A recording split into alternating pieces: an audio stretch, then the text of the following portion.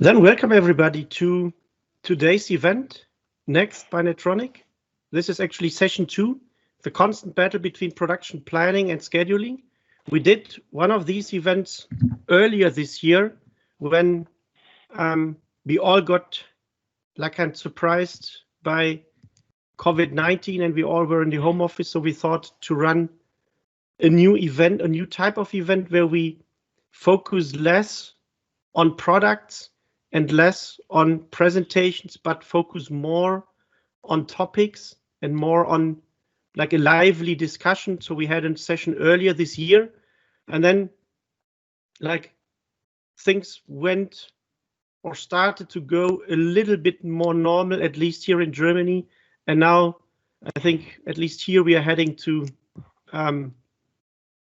they started to discuss next lockdown here in Germany. So we thought like we are still in the home offices at NETRONIC. So we thought, hey, actually, as things haven't changed and as it was a good idea earlier this year, let's repeat what has been good. And so we are again here with an event where we at least virtually can meet and discuss topics rather than products. And there is actually no product demo for this meeting. I like to welcome you, everybody. My name is Martin. I'm one of the owners and the managing director of NETRONIC. At NETRONIC, I'm responsible for strategy, innovation, and go-to-market. You see my contact details here, so feel free to reach out on any of these channels, connect with me. I'm really happy to engage with you, not just as we do it right now on camera, but also like face-to-face. But before we kick this off, I want to share with you some housekeeping stuff. So I actually started to record this session. I hope that this is fine for you. If you're against being part of a meeting that is recorded, then I actually have to say sorry.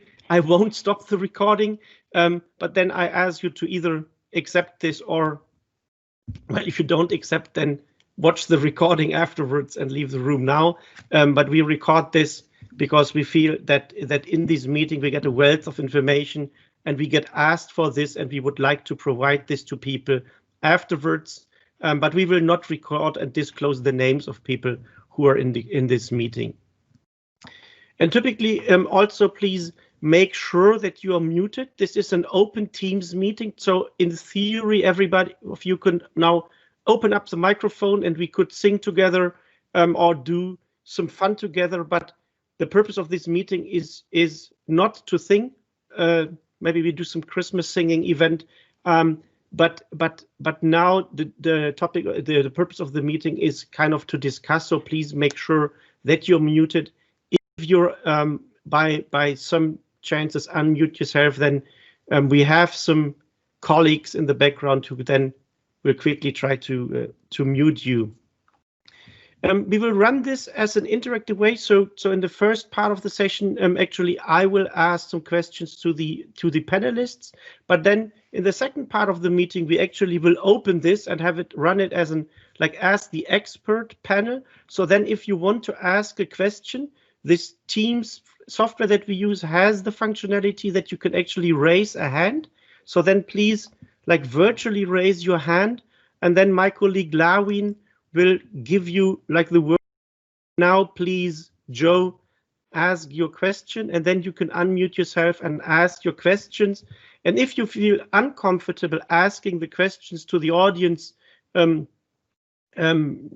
in a verbal form, then you also can use the chat functionality that Microsoft Teams offers, so that you can also ask your question there, and then you can also say I have a question for Mike, or I have a question for Peik, or I have a question for James, and then you can type in the question, and then Lawin from our team will read the question and direct it to the person that you ask it. So there are a lot of ways actually to interact with you, with us today, but just please don't randomly unmute yourself and just shout your question. This would be kind of inappropriate for this format.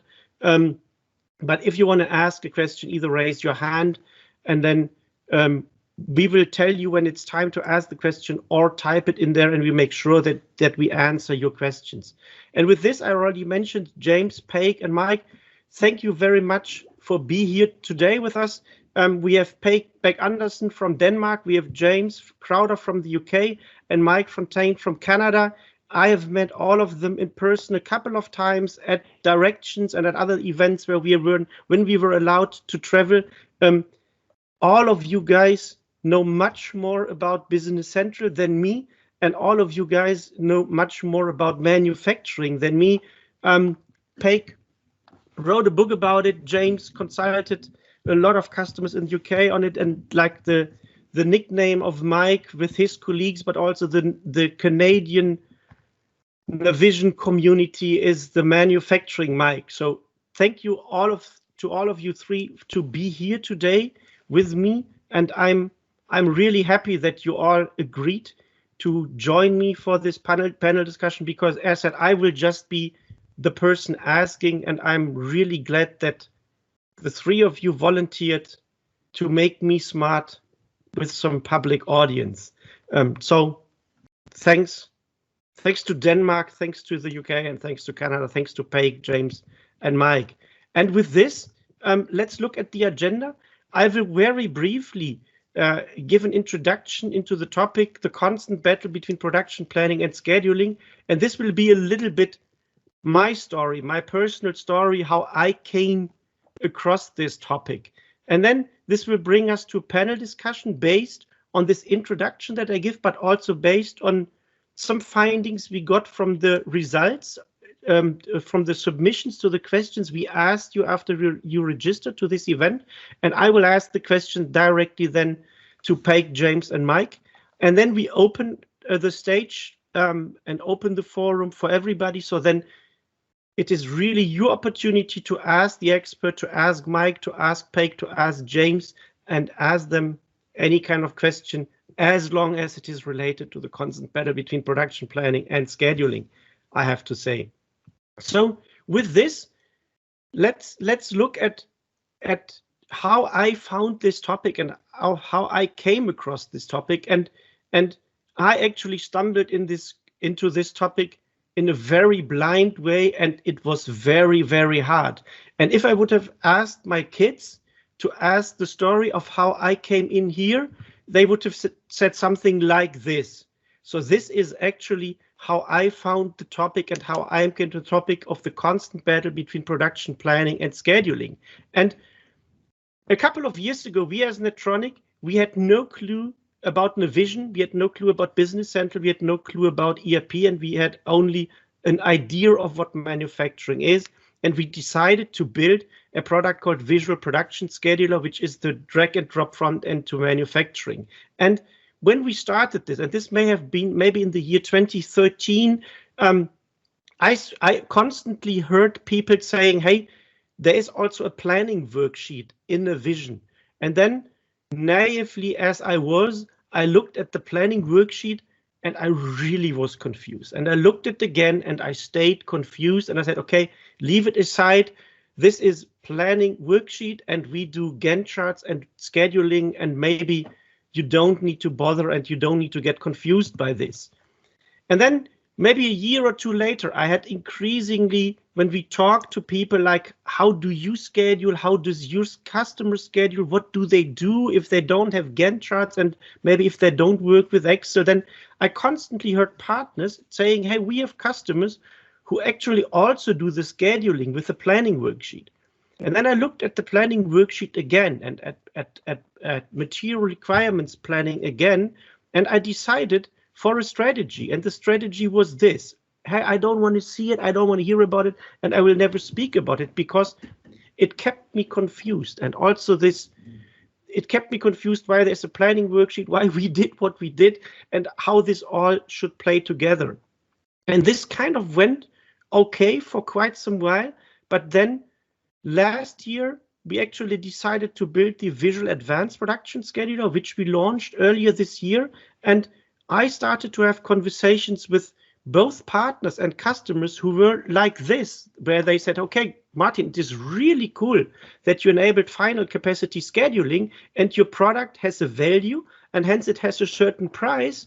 However, your users will not accept to pay the price for this product if they also run the planning worksheet, and the planning worksheet keeps on destroying what they scheduled with your scheduler before. And I heard this once, I heard this twice, I heard this 3 times, and this was kind of the wake-up call for me. It was the wake-up call for me to really think about this planning worksheet, to think about planning worksheet and scheduling, to think about master planning and scheduling. And I really got upset. I really got upset about myself because of the strategy that I've chosen a couple of years ago with the 3 monkeys. And I said, okay, I actually need to investigate this. I need to understand what this is, because if there is something that limits and hinders the acceptance of my product for the customer, then this is not acceptable and this makes me angry. And then I looked into this. I really started to look at Business Central, and I came across things like the planning parameters, the planning flexibility, rescheduling period, lot accumulation period, dampener period. And when I was kind of confused at the beginning, I was even more confused when I came about this.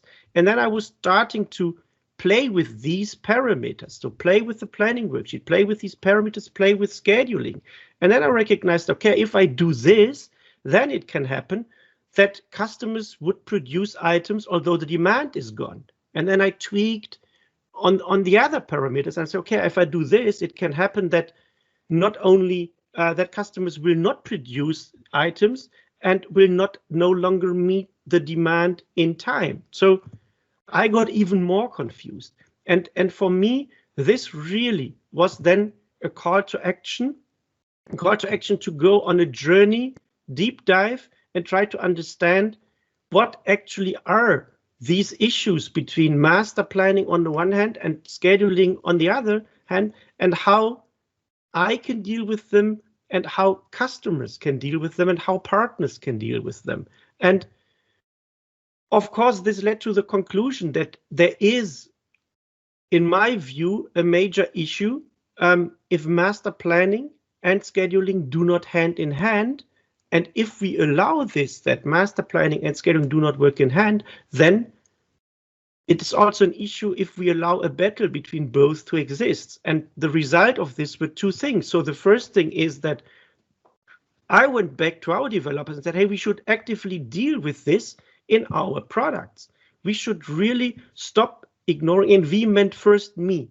I should stop ignoring the existing of the planning worksheet and make sure that the schedulers we built work hand in hand with this. And we did this with the first step, and there are more to follow, but we did this in a first, I would say, reasonable way. And the second conclusion was, actually, we should help others as best as we can to help them avoid making my journey again. And this is why we are here today, because we thought, hey, actually, this isn't it. I thought, and actually, in the end, this is a really interesting topic. And so if this is a really interesting topic, then let's talk about this. And so my first question actually is, and I start with Peik, do you think, and I will ask all of you quickly, is this battle between planning and scheduling, is this a real thing, or is this just a mock battle that exists in my head, in the head of the person who develops scheduling projects and only knows Gantt charts? So Peik, is this a real thing? Well, it's I see it as a real thing. Very often we see that there is a giant need for fine-tuning of the planning, and very often, as you took all the parameters yourself about what can be tweaked to minimize the amount of lines in the planning worksheet. So very often we see that users are overwhelmed from the lines in the planning worksheet, and therefore they need something where they can actually see it visually and move it around. So I think there is an issue. So James, what is your view on this? Is there a battle, or is this in reality, or is this just something in my head? I think it's a battle between people and the system. Business Central. I think getting this right is not easy. We are dealing with a piece of software which is both mature, so it has quite a lot of options, but on the other hand, as well, Microsoft have over the last few years, they've tried to simplify, tweak the options, set different policies effectively, and I think that's led to a lot of confusion. So yeah, getting the right results on your planning worksheet is not to be underestimated, and I've lost track of the number of users that I've been to see where they say, oh, we've given up and we've reverted back to Excel and we manually create production orders, and that's a real shame. Okay, thanks. So Mike, what's your view on the battle between planning and scheduling? I believe that planning worksheets, what it really does is align the supply chain. So I usually tell people start with infinite capacity and desire, like when the customer desires the product, and then the MRP or the planning worksheets will start to arrange and align all of the subassemblies or purchasing requirements. It's at that moment, as Peik said, you need to fine tune it. So yes, you overloaded 2 work orders on one day. Okay, well now you're refining the closer term, next day, day after, 3 days out. That's the production schedule. They're 2 different things. Okay, so now I think we set the scene for this discussion, and let's drill down one level more. And I actually would like to now share some findings when we did the survey in advance of the event. And this event now, and in the audience here, we have people working for customers that either use Business Central or look at using Business Central, but we have also partners in the room who work in manufacturing with Business Central and serve manufacturing clients every day. So there's a mixed audience, and we had a kind of questionnaire that branched the people who responded, and now we look first what customer told us, and this brought some new questions, and then we look at what partners told us and what question arose from this. And the interesting thing for me is we actually asked customers, like, do you differentiate between planning and scheduling in your company? And 64% said, well, in theory, yes, but in the end, it is one person who handles this. And then more or less all the others said, okay, not at all. We only have one person who handles both. And so why bother? And there were only a few people who said, okay, well, absolutely. We have different people, one to do the master planning and one to do the production scheduling. So, James, what is your experience? Why doesn't make so many customers a clear distinction between the master planning and scheduling? Are they too small, or is it because they use the same tools to accomplish both, or is there any other reason for it? I think it's difficult to generalize because it depends on the organization completely. It depends on the structure of that organization. It depends on the products they're producing.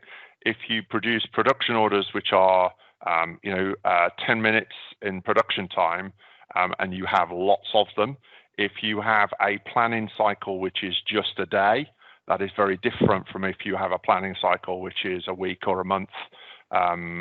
So we do lots of food production, and their scheduling is actually quite easy once they've established what their requirement is. So you have to take it on a case-by-case basis.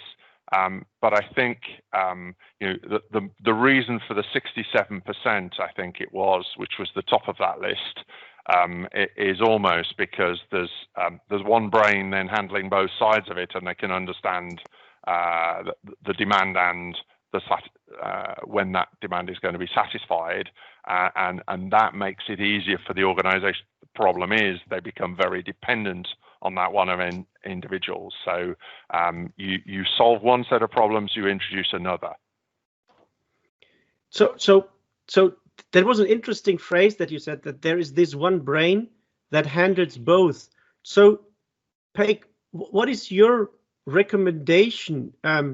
Let's assume that customers does not have that one brain, or that the issues that they face are overwhelming even for this one brain? So when should customers actually have different people being responsible for planning on the one hand and scheduling on the other hand, so that they have clear responsibilities there? Do you have any recommendation there? Well, what I tend to do is I tend to do it like eating an elephant, you know. Take small bites. That's the only way to eat an elephant, right?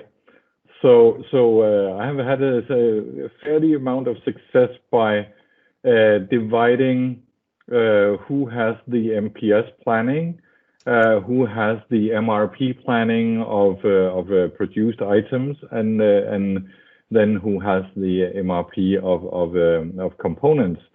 So as soon as you split those up, then you get the planning worksheet down into manageable sizes, and then people have more success in actually overviewing what is happening here.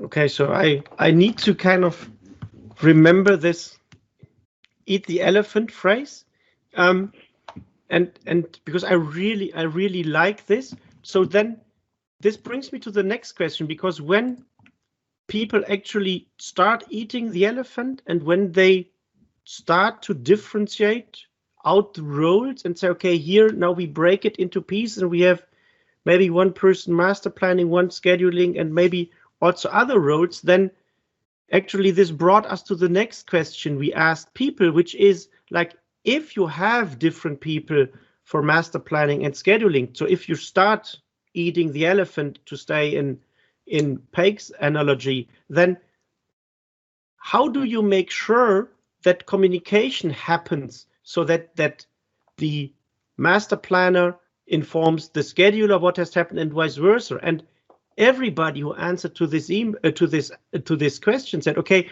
this communication happens via email. And this actually brings me to my next question that I have for Mike. So Mike, I was really surprised that email updates seem to be the dominant way to communicate it, these changes back and forth.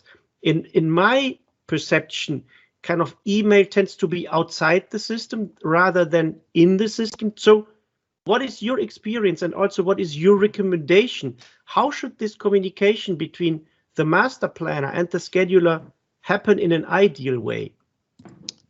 Well, kind of interesting. I would say before we had a pandemic, then the best run companies would gather on the production floor where it's happening and review together. They could have a meeting together and they would review a whiteboard. It would be a talking session.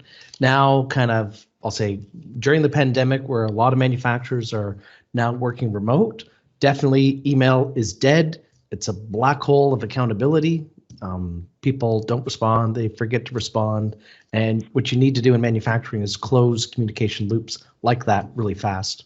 So I would definitely recommend using Microsoft Teams, probably the best chat product out there for internal communication.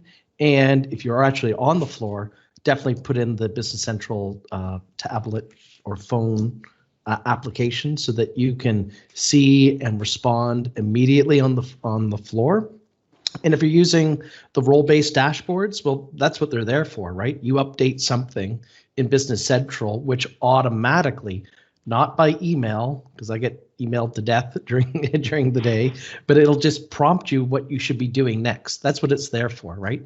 Take your electronic stack of papers and move them forward. If you can spend time, I'm really hoping that Microsoft invests more capability in our ability to customize that. Right now it's kind of restrictive, but as soon as they break that barrier and it becomes as easy as CRM, then as partners, we're able to completely transform how people work with the software. But Teams and mobile devices, probably the single best thing you can do. Okay, so now that we are in the discussion about tools, obviously we had one of the questions that asked for tools on the one side of the equation, and this is the scheduling. And the question that we asked people is that, and let me share my screen again, like, if short-term changes to the schedule happens, how are they handled?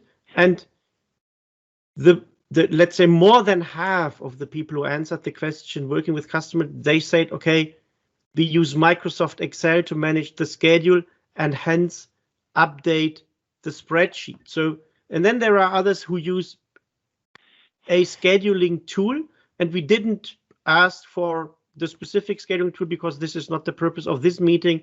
And then also some said we just update the production orders in Business Central or in NAV, that's it. So this brings me to my next question. And again, I would like to hear all of your thoughts on this, because I think this is also kind of typical what we at least see both as our Business Central and the Vision customers, but also with some of the products and initiatives we do outside this, let's say, world or market space. It is the good old Excel.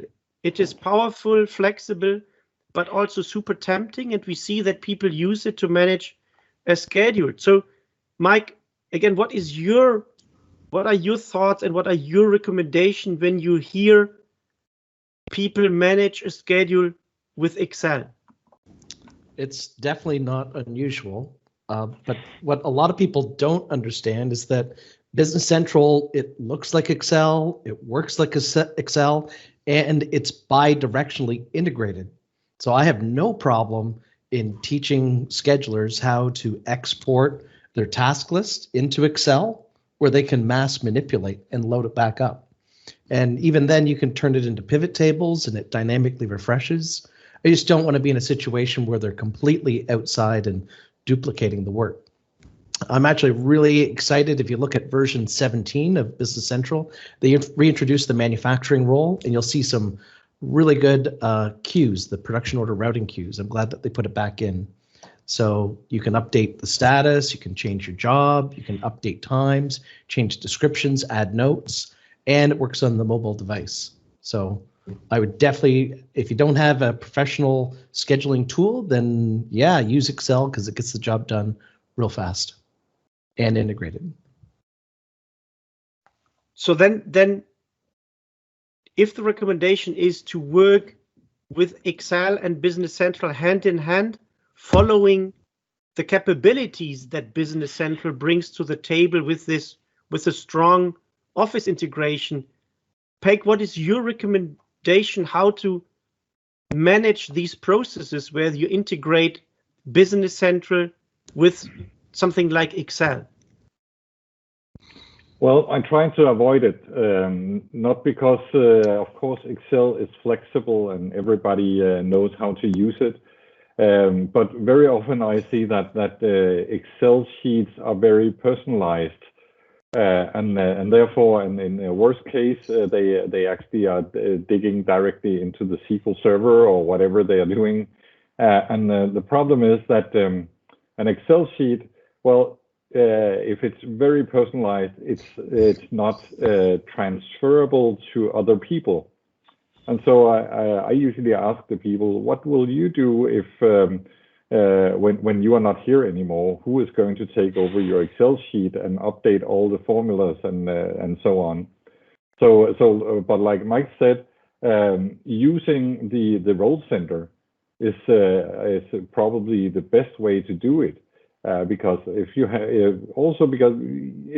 a tool, then you should all use the same tool. And of course, you should respect the data in the system, because the worst thing that can happen is that if people don't trust the system, then they don't update the system, and then that will again be a self-enhancing problem. So at the end, everybody says we don't use the system because it doesn't work, and that's basically because nobody is updating it. So James, what is your view on Excel planning and scheduling? I don't like using Excel unless it's for the right job. Excel is an analysis tool. It's not a data storage tool. And as soon as you get data removed from Business Central and into Excel and you start to update it in there, unless you're using the edit in Excel which I've seen limited success with around the manufacturing area so far. I'd agree with the other two. The role centers, investing some time, it's a shame that the personalization won't allow you to do more to the role centers. Yes, absolutely, dashboard. Power BI actually, we would go towards more than Excel, because at least Power BI, it's representing the data. It doesn't allow you to change it, and you can set it up so that the refresh is automatic. That for me is better, because what you don't want, Excel sheets, somebody opens the Excel sheet, the first thing they ask is this up to date? And that kicks off a whole chain of questions, which actually are just, for me, a waste of time. So stay away from managing data within Excel. Keep it within your Business Central system. Okay, so now we got really a plethora of functions that Excel could take or shouldn't take. So I made a couple of notes. So I first would like to share a few other insights and ask questions, but we should definitely return to the Excel question in the open session. And if some of the audience has more either comments to share or more questions with respect to Excel and Business Central and scheduling and planning, then we should definitely have a look at this again in a couple of minutes. But before we do so, let me switch to actually now what partners told us, because I said earlier we have these two kind of viewpoints here. First, the customer perspective, then the partner perspective, and we also had some interesting insights here. So we asked. Hello, could you mute yourself, please? Whoever speaks. Olavin, could you take care, please? Anyway, so when the one question was, when implementing Business Central, do your customers actively seek for advice when it comes to long-term planning, master production planning, and production scheduling? And then, to me, it was really a surprise that almost 2/3 of the people, maybe 60%, not almost, but almost anyway, 60% of the people said, well, yes, this is actually what most of the customers chase us for. So this intersection of planning and scheduling seems to be really a pain point to the customers of the partners who answer to this survey. So James, is this something that you can confirm from your own experience? And the other question is, my interpretation of these challenges is that that master planning and scheduling are kind of driving forces for customers to actually look for an ERP system. Is this a fair assumption? Totally fair. I think getting the right planning and the right scheduling is the holy grail of most manufacturing companies, because it's the key to customer satisfaction, which is ultimately what they want. Having the right inventory in the right place at the right time is what they're changing their ERP system for, by and large. The issue with it, and the reason why it's not an easy win, Martin, is that actually getting your planning right and your scheduling right is one of the last pieces in the jigsaw. You've got a lot of things to get right before this is going to fall into place, and you're going to get good results. And most organizations coming into Business Central, their data quality takes a lot of work to get right. We have a lot of questions. We have a lot of policies that they need to set up that they previously haven't thought around and don't really know the answers to. And that's quite a journey. So it's not something that they achieve in the first few weeks, typically with good results. It is something that takes some time and some effort, and to use Peik's phrase, you're a good way through eating the elephant before you start to enjoy what you're looking at. So if I got this right, then you say they getting scheduling and planning right drives them to ERP and makes customers select an ERP, but then before they can benefit from the values, they have to do a lot of other homeworks. Is this? Yeah, absolutely. It's the holy grail. Okay. Getting that perfect is why they buy an ERP, but it's a journey that takes years to get there, typically. And why is Business Central, Mike, in your point of view, the right solution if manufacturers look for both planning and scheduling? Well, it has the capability for you to balance your sales forecast with your inventory, with your machines and your manpower. It's one software that's able to do all of that. So like in planning circles, they call this process sales and operational planning, and you can use it to build out what if scenarios, which is what, as an owner, you're deciding whether or not you're going to buy another machine or create another factory or build another shift. And you can't do that without metrics. You can't do it without analytics. And you're really betting the company on that kind of stuff.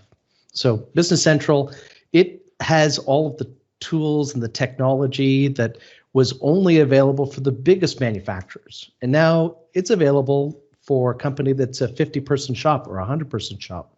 But those 50 people or 100-person, they don't have the experience that the partners provide, right? They're looking for someone that has master scheduling experience. And that's why they're coming back and saying, can you guide us there? Can you get us to the goal? And that's where, where the true definition of a partner comes in place, because we're helping companies to really be successful. And the problem is probably that they usually first come to us when everything has gone wrong. They will start out with maybe a converted solution from their old system, and they will look through the item card, and then they will set up whatever they think is the correct one. But and then they will not come to us until they're actually crying. And the problem is that when you are in that situation, you start by -10, and then you have to work your way up and actually build up confidence in the system again, where it starts out being a shit system because nothing is working, and then it ends up with actually working when you are actually, first of all, respecting the data in the system. I have a German customer. They say they decided to actually skip their planning system because nothing worked, until they took this deep discussion about what are we actually doing to the data when the purchase department, they find out that the items are delayed. What do they actually do? Do they update the system, or do they just ignore it and then maybe send an email? And of course, if the system, as I said before, if people don't respect the data and update everything, then it won't work, and then people stop trusting the system, and then they also stop using it. So it's self-enhancing all the way. I totally agree. I'm actually advocating to owners the role of I call it a data steward. Primary job is to maintain data integrity, and the secondary role is to build the Power BI reports.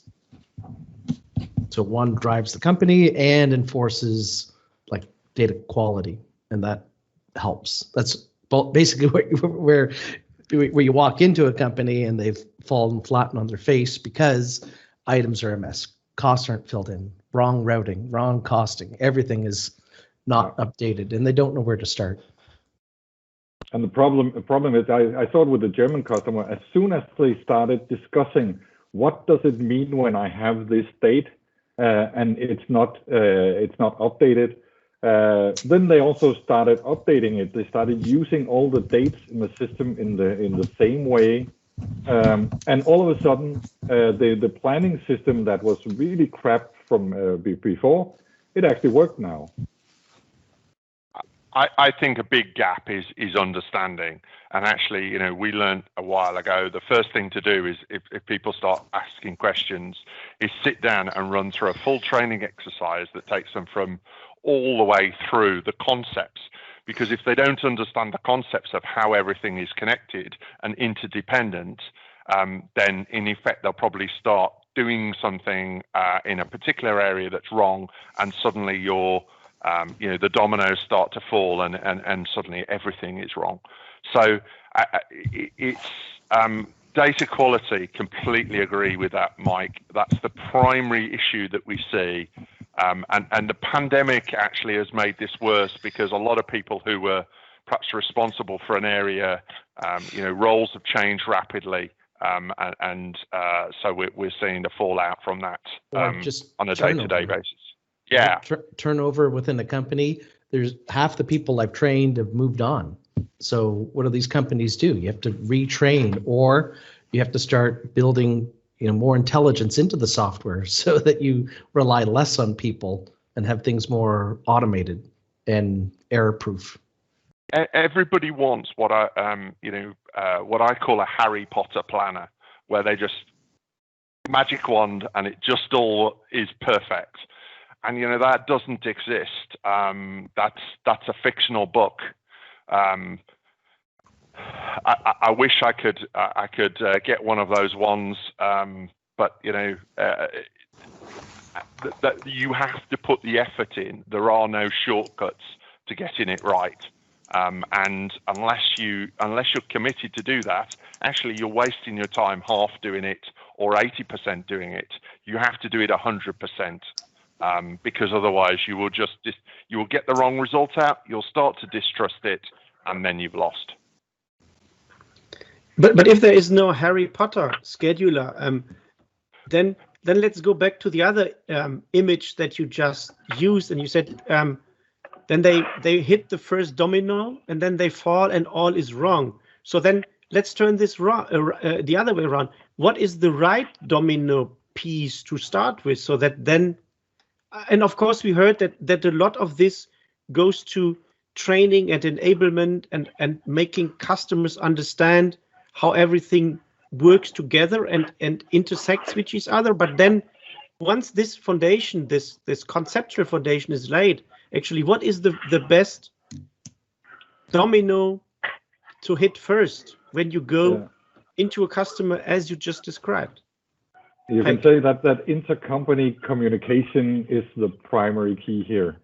If the salespeople are not communicating to the production, if there's something that's changed, if the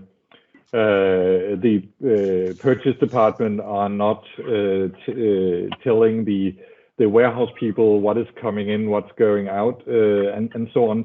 So it boils down to communication all the way.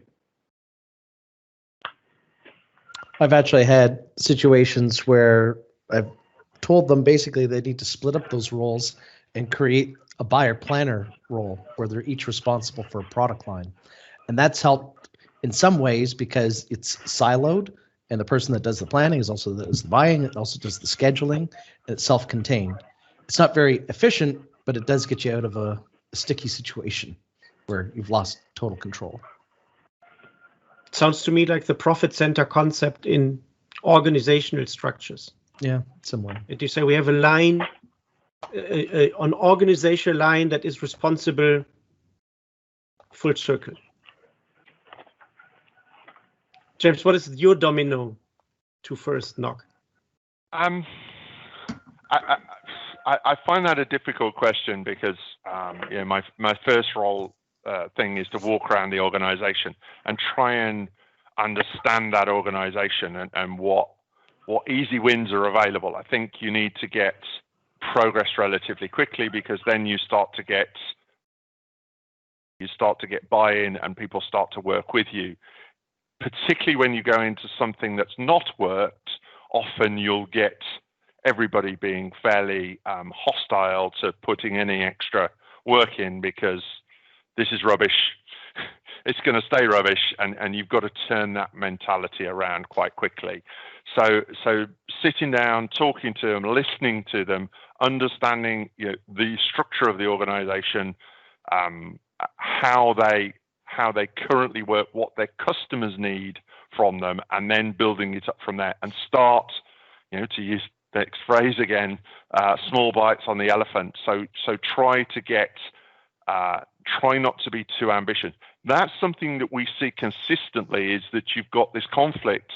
We've spent this money on this system, and our routings have got 40 lines on them, and actually you've got to be sensible about how much you can keep up to date. There's no point having information that's not accurate.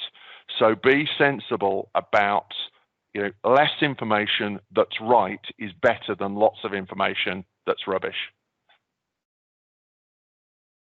Okay, I think this was, yeah. Well, I was going to say, I totally agree. I go into companies and same thing. I look for the low-hanging fruit and the non-value-added activities, and something that doesn't require customization or extra software. Those are the easy things to start turning the tide.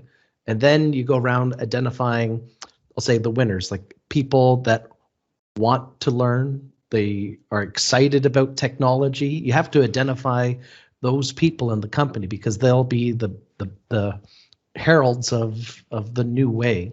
And if you get those people and you get them working with you, then yeah, you can totally take over the rest of the organization and the naysayers. But it's about enabling people that you can't do it yourself. Completely. Okay, so now I think we had a good, we walked through most of the findings we had from the survey, and I think we already had at the end now a lively discussion that started from actually why customers start looking for an ERP system. And with this, I think I would like to stop me asking the question and open it up now to everybody. So I saw already there was somebody raising a hand. So if you have a question, then let us know and make sure that now you actually ask the guys who are with you, and there are a couple of elephants to bite now. So if there are any questions, then either raise your hand and then we can open the mic for you, or you can open your mic for yourself, or type the question and Laween will address it to whoever asked. So do you have any questions to Mike, Peik, James, or myself? But I'm not as knowledgeable as these guys are. While we're waiting, then the one last thing is that whenever a customer comes to me and says that the supply chain in Business Central doesn't work, then my first question to them is, when did they last clean up in their own system? How many production orders have they lying around that's not actual? Why do they have sales orders lying there that should have been delivered last week? So on. And as soon as they manage that, then things they start getting better right away. I say the same thing. I'm like, if you don't have time to manage your inventory, you don't have time to manage your business. That's my tagline. So now I see there's a question, Jakub. Yeah, Martin, I can't unmute Jakub. Jakub, you can unmute yourself and just ask your question. Okay, I have unmuted myself. Do you hear me? Okay. Yeah, perfect. Hi. So, hi. I have to say some background before I make a question. May I? Sure. Go ahead. So, the Business Central customers are small and middle. And I think the main principle of any implementation should be a process of ongoing improvement. Do you agree? it is necessary. Yes, and so it is necessary to proceed the byte after the byte, and I see 3 levels of the implementation. There is the 0 level. So there are customers who have no production ERP and who work on paper and Excel, as we said. I think the upgrading of these customers to the first level is implementing the essential processes, and one of these processes is production planning, which should answer the question what to do or what to produce and in what order. And this is for me the master process.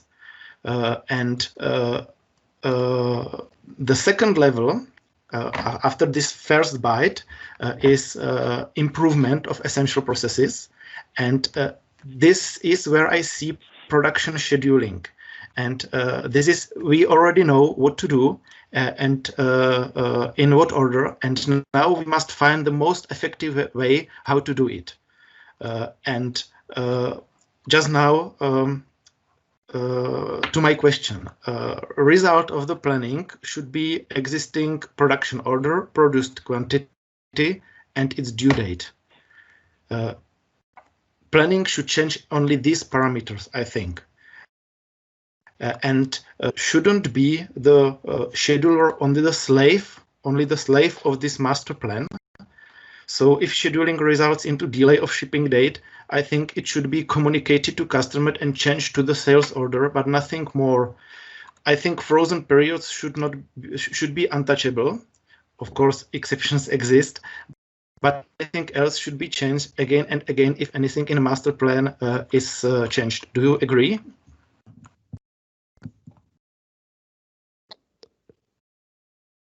Yeah, totally agree. You run into situations where let's say that you change the customer order, and then next week you change the customer order, and then next week you change the customer order, you've totally lost track of when you actually promised it. And that's when you get into big trouble, where you've lost all commitment and knowing who's first and who's second. The planning should definitely start with when the customer wants it, have the rough cut schedule, fill in what you're able to do within the time period, and then production scheduler optimize it. If things do push out, then by all means, you're going to have to communicate back up to the customer. Mike, I totally agree. One of the very frequent changes I make to the system is to lock the sales order as soon as the production order is created. And make it a little bit difficult for the salespeople to just change the order, because then they will have to go back to the production planners and say, all right, we need to change this. And in the worst case, some of my customers, we say, all right, we'll delete the production order the second that you want your sales order reopened, and then you can make your changes, and then we will replan it from scratch. And we've had to do that because salespeople are nice people. They want to sell and they want to please the customers. However, they don't realize what kind of domino effect it has when they change the sales order without maybe even communicating to anybody. I'm completely in agreement as well. I think you've seen a trend of shorter and shorter lead times as more agile supply has become normal now, and more as well. One thing we've noticed here in the UK is a lot more make to order, because it's configured to order, etc. As again has become normal. If you are perhaps doing large production batches on long lead times, that's probably where the Far East has become into its own, and that's how local manufacturers are competing with that, especially at the smaller end of the scale. And so you have to have strict controls. You have to have an understanding of, and Beck's right, we enforce, that once it's on the schedule and it's firm planned, you can't change it. and that's really getting understanding of when the production planner, when the scheduler is going to make it that status, so that the salespeople know, well, actually, I have got the opportunity to change it, or I haven't, sensibly. But that has to work for the whole business, not just for sales or just for production. There's a compromise there somewhere. They need to agree that very early on in the project. So Jakob, did this answer your question? Or did it give you some new ideas? Yes, I only don't see the struggle in this case, because master is the master and scheduler should help us, but that's all. So then I see that Valerie has a question.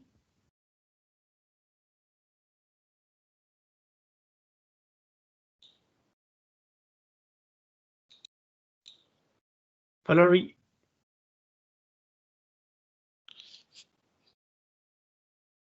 I think we can't hear you.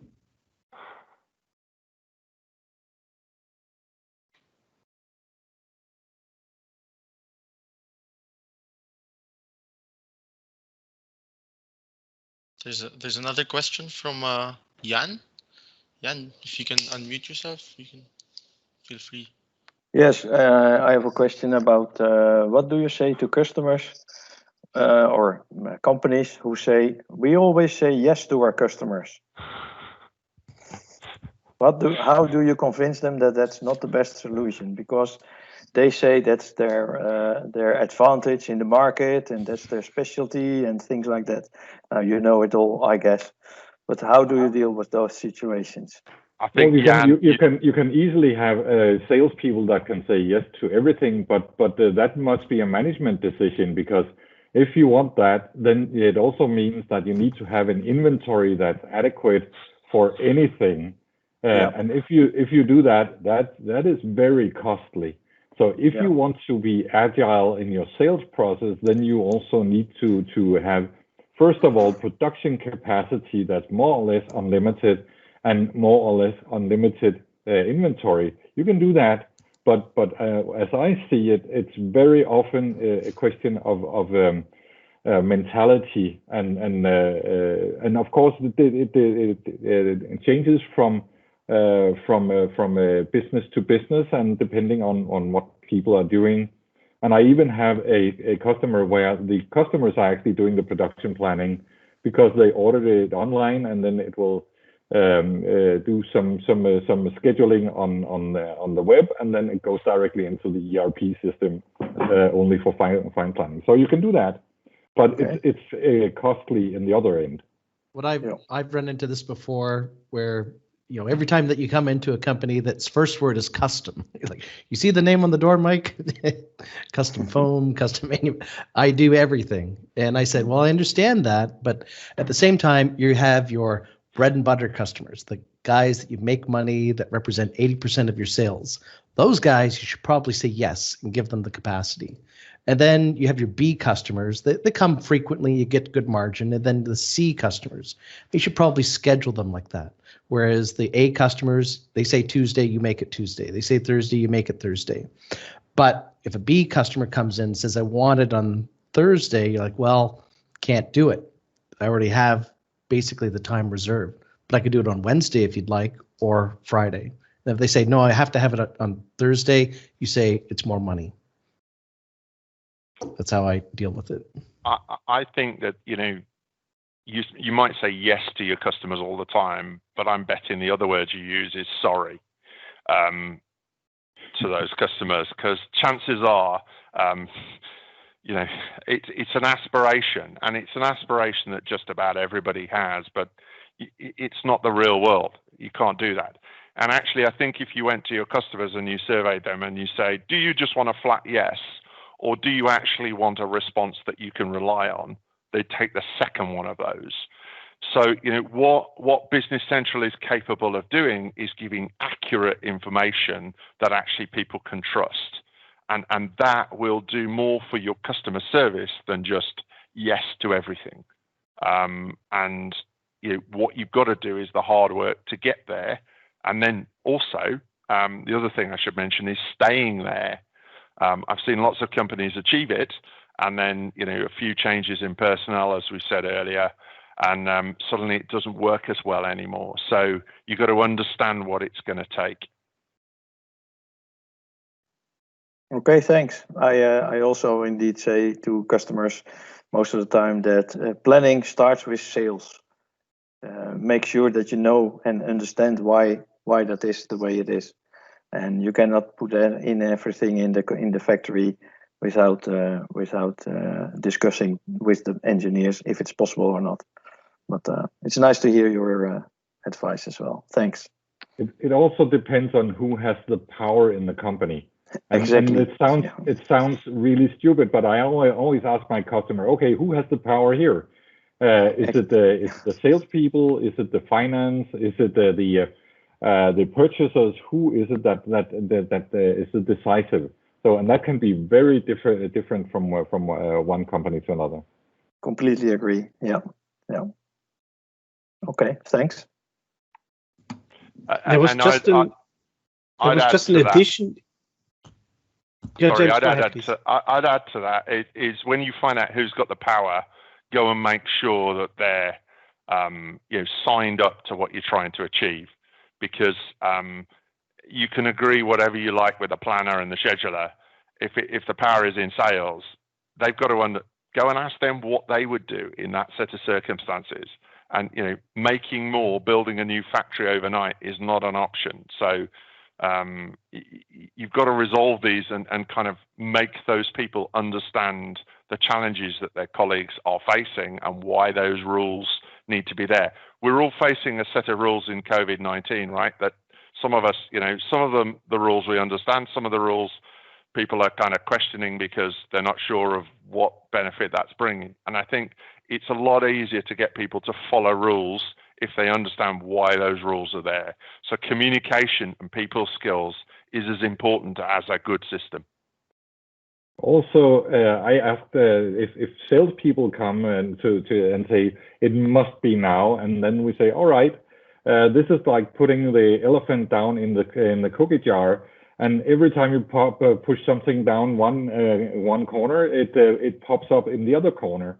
And then I usually say, all right, then you prioritize who should not be serviced of the customers, and in order to service your customer. And then usually they find out, okay, maybe we should do something else. That's why you need to set the ground rules of who gets first and second and third capacity. And it doesn't have to be customer based. It could be type of product or complexity or risk or whatever. But if you have rules before you get the order, then you could always go back and arbitrate.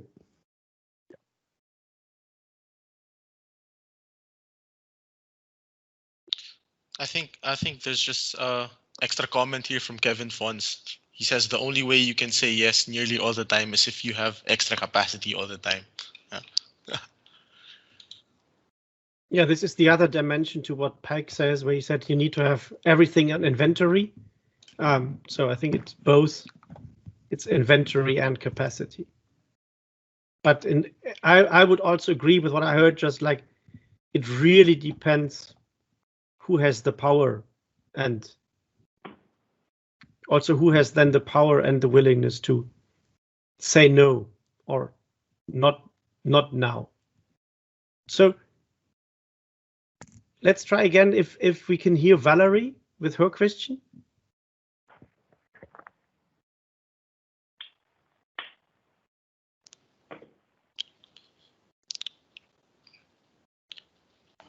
If not, there's another hand raised from Francis. Yeah, then let's continue with Francis.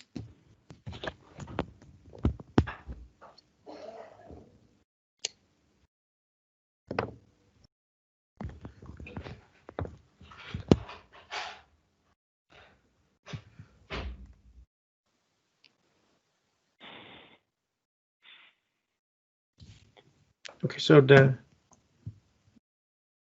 hand disappeared. Maybe Valerie, if you could, if you have still a question, then share it with us in the chat, and same with Francis. If you have a question, then just type it into the chat and then we can look at it. I think Francis says she can't unmute. She can't unmute. Yeah. But it's actually already unmute, as that's what I can see.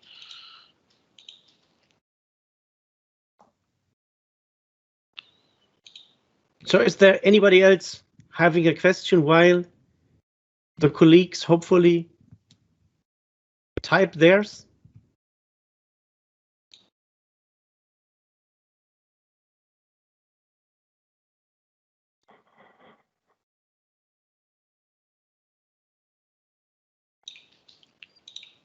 Here's the question. Isn't the purpose of capacity planning knowing where you can flex to meet rush orders?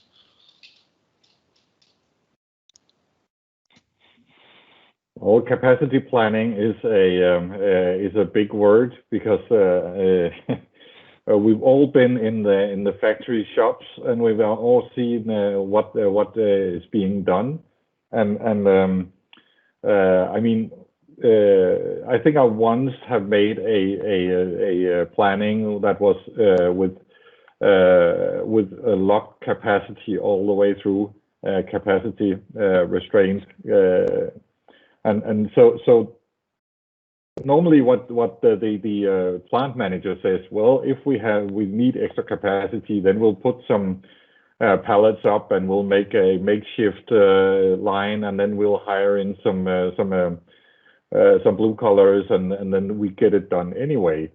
So I think that the looking at the capacity where you can see where you have overload and then you can handle it somehow, that's probably the best way.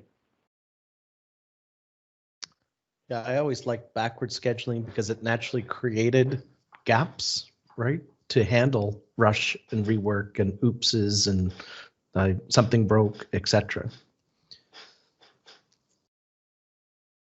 And I think, you know, Business Central, as it comes from Microsoft with lists of information, makes that very hard to kind of spot where those gaps are and do it. So I'll say, you know, Martin's kind of day job is quite an important one for me, because I think if you understand what the situation is, then you can spot those gaps and you can see what the possibility is. That needs to be quite quick, because if you have to spend too much time doing it, probably they won't bother. They'll just say yes or no or whatever, and you won't maximize what you could have otherwise fitted in some of those gaps or reorganized to accommodate.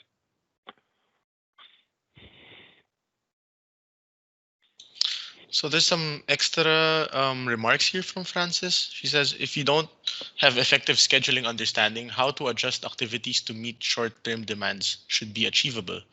The value of not using Excel and using true formal tools is that this intelligence is available to the user.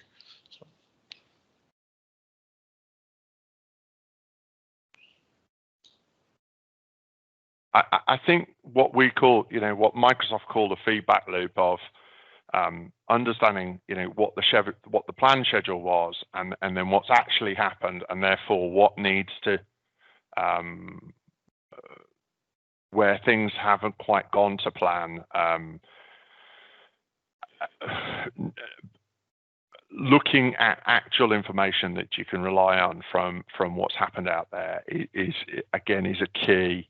We see lots of organizations which have got a lot of different machine centers now and so on. Somebody keeping on top of that as the organization grows can prove a big challenge, and that's one of the key reasons I think why people come and get Business Central. But actually, on its own, I'm not sure it's enough. I think one of the third-party tools that you can add to actually collect and feedback data, unless you want to put something like the mobile client out on your shop floor. But you know, that's not a perfect solution for me, because it's a little bit too wide and a little bit too flexible for a lot of the shop floors that we deal with. I think it depends on your experience too with formal softwares. If you're a guy on the shop floor that was recently promoted into the scheduling department, you probably don't have the same kind of appreciation of what an ERP system is, and don't maybe understand some of the concepts of backward scheduling, forward scheduling, infinite planning. Those things are lost. It's not usable for them because they don't have the education. They know how to use, they know how to manufacture, and they know how to make things optimized in short time periods, but the bigger picture is a different skill set. So I would say, yes, good. It's good to have formal tools. Yes, they put intelligence in, but you also have to know how to use the tools.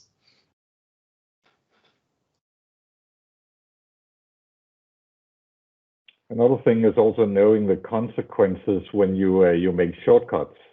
I mean, the production is very nice, and they would very much like to fulfill the order so that the sales order can be delivered. But sometimes they might just switch a component or take another length and then cut it off or something like that without updating the actual consumption. And then all of a sudden, again, the planning goes haywire because of the shortcuts. But people don't understand what are the consequences of doing that.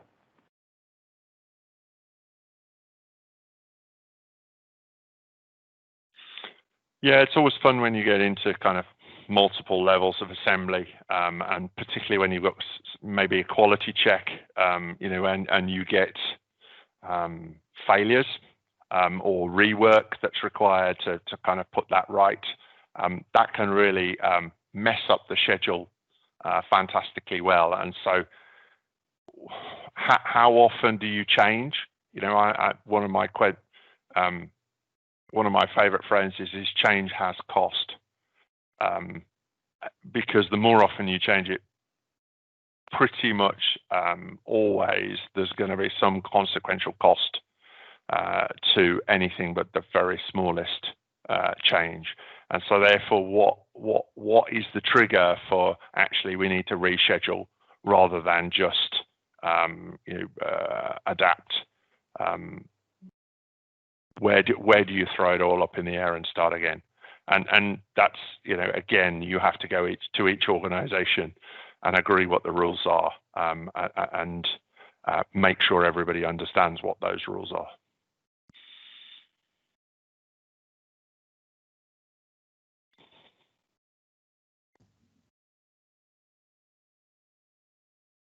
So are there any further questions right now?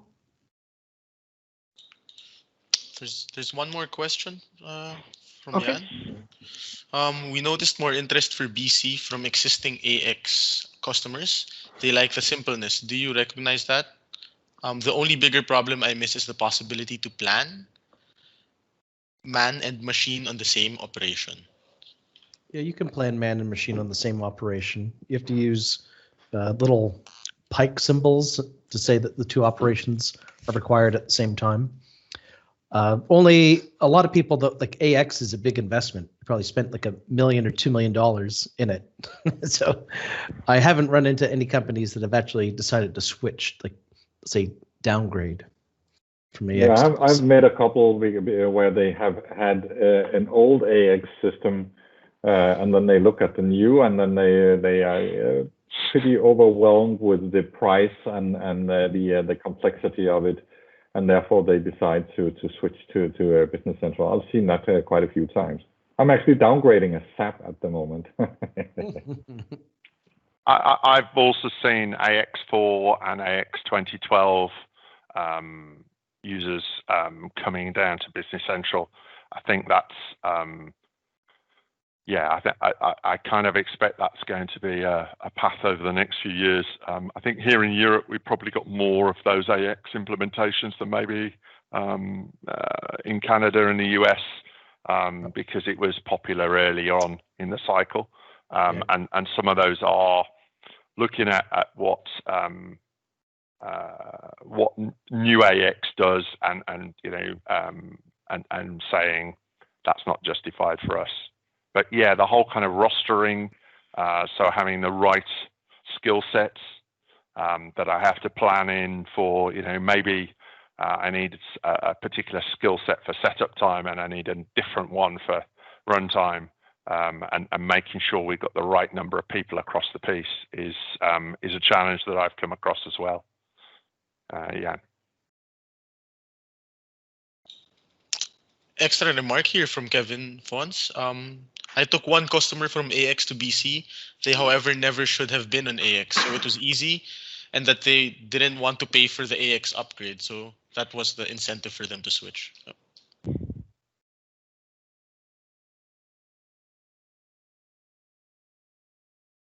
Also, I see another hand raised for another question. Ferenc. Oh, the hand's gone. Okay. Ferenc, do you still have your question?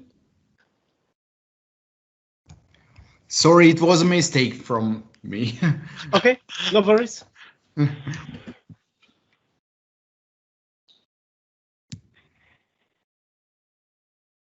So if there are no more questions, then I think we can wrap it up. And I spoke earlier about my journey, how I came from being blind into this struggle between planning and scheduling. And at some point of time, I felt on this way of understanding it all, I was almost lost. And I was kind of, upset about myself. And I was thinking, okay, I'm too stupid to get it. But what I heard today actually kind of confirmed me that this is a hard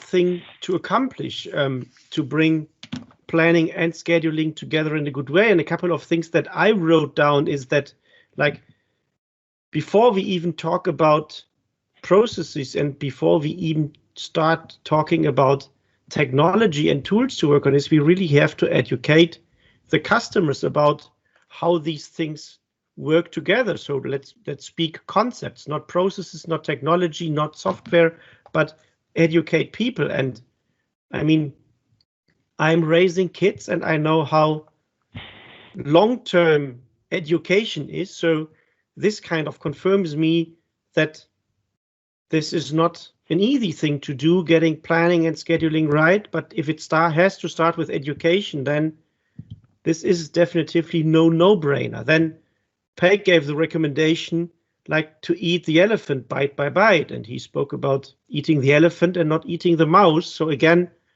it's a big topic. And we had also the advice kind of to avoid shortcuts and to typically only need or look for shortcuts if the journey is long. And then for me, kind of this image of a journey summarizes, I think, it's quite well. I think it's not a battle between planning and scheduling, but it is a journey to achieve combined scheduling and planning. And this for me was kind of the major lessons learned here, that I am on this journey. I knew this, but I also know that with what we do at NETRONIC and the way of how I think about it, we are really in the middle of this journey. And so James, Peik, and Mike, thanks for educating me and also the others on where we are on this journey. And I know I have a couple of miles, kilometers to go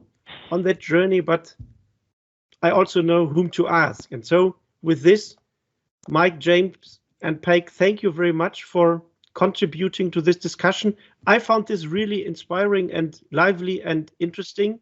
And also thanks for you guys who participated. And I think we have a lot of countries and actually geographies represented. And so thanks all for being here with us. I like this very much. So if you like this, then leave us a thumbs up in the Teams chat. And then this will be not only session 2 of next and the last session, but we are looking forward to do session 3. So thank you very much. and stay safe and healthy.